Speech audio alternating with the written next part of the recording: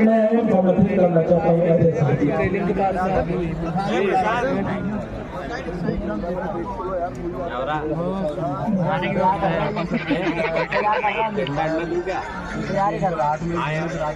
बहुत कीजिए, मैं अगर बैठ के बात करूँ तो बुरा मत मानिएगा, क्योंकि हम जानते हैं क्वारंटाइन हूँ, बाहर निकलने की अनुमति नहीं है, लेकिन आपका प्यार और विश्वास मुझे यहाँ ठीक लाया। मंच पर विद्यमान कांग्रेस के बहुत वरिष्ठ कर्मठ नेतागण और मेरे सामने इतनी बड़ी संख्या में आए हुए हरदा जिले के जगह जगह से भाइयों और बहनों,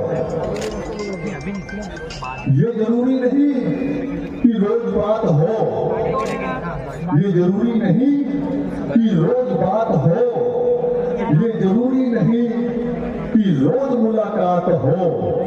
जरूरी है बस एक बात, जहां हरदा के लोग हों, हरदा जिले के लोग हों, वहां खुशियों की बरसात हो। लेकिन भाई और बहनों,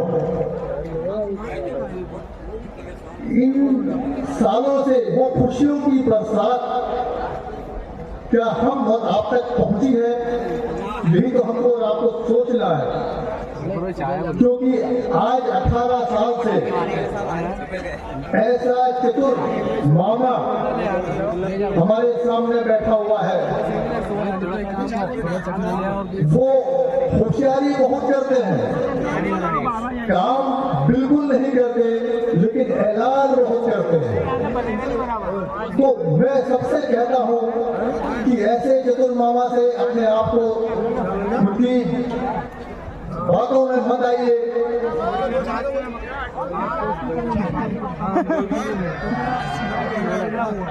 और सबसे बड़ी बात तो यह है, क्योंकि मामा की बड़ी मीठी है जुबान, इस मामा की रहना जरा संभाल के, बड़ी मीठी है जुबान इस मामा की, रहना जरा संभाल के, ये फोकट की हवा भी बेच देता है गुब्बारे में डाल के। आपने भी देखा होगा, आपके क्षेत्र में भी कितने मामा आए आपके मोहल्लों में। आपके विधायक जो वर्तमान में दोनों बीजेपी के विधायक हैं, कितने आश्वासन दिए, कितने लॉलीपॉप दिए, लेकिन उसमें अमल कुछ नहीं होता। आज भी गरीबी, भुखमरी और बलात्कार हमारे यहाँ क्यों होते हैं? क्योंकि ये ऐसे झूठे लोग हैं जिनको आप बिल्कुल भी भरोसा करते चलेंगे तो हमारी और आपकी हालत और भी खराब हो जाएगी। इसलिए मैं कहता हूँ कि घोड़े की रात बम्बई की बरसात, घोड़े की रात बम्बई की बरसात, और भाजपा की बात का कोई भरोसा नहीं है कि जरूरी नहीं है कि सारे मुख्यमंत्री हमदर्द हों कमलनाथ जी जैसे। कुछ मुख्यमंत्री हमारे मामा जी जैसे सरदर्द भी हुआ करते हैं। तो इस सरदर्द को 17 तारीख को पंजे की बटन दबाकर आप हरदा जिले के दोनों विधानसभा से आपको कांग्रेस के प्रत्याशियों को विजय बना के आप अगर भेजेंगे तो मेरा दावा है कि आप अपने आप को ठगा सा महसूस नहीं कर पाएंगे जो आज आप कर रहे हैं। ये चुनाव जो है, अगर मैं पितरनी की बात करूं तो निष्क्रियता और सक्रियता की बात है। वो कौन लोग थे जो सत्ता में रहने के बावजूद भी मुसीबत में, गुर्बत में, गरीबी में, बाढ़ में आपके सामने नहीं आए, मुंह छुपा के कहीं चले गए थे?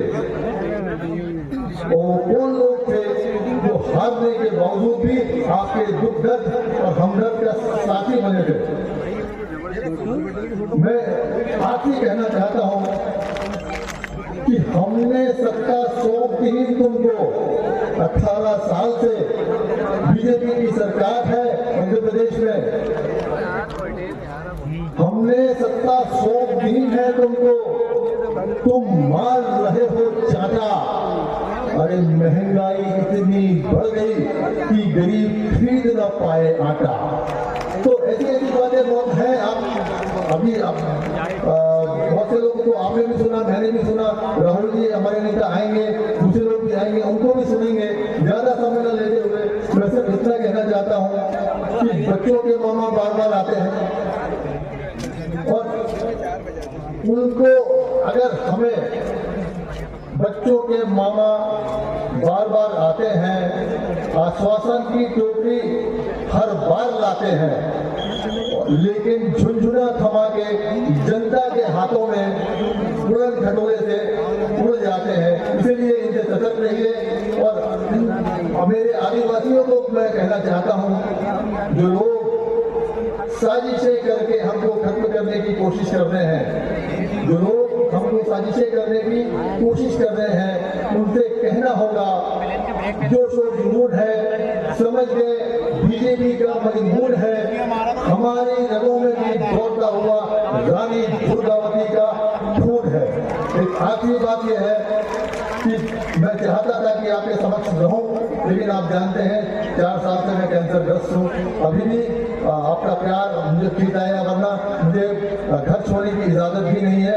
इसी आशा और विश्वास के साथ इस बार आप परिवर्तन करेंगे और ऐसा परिवर्तन करेंगे कि दुनिया देखती रह जाएगी। जय जोहार, भारत माता की जय।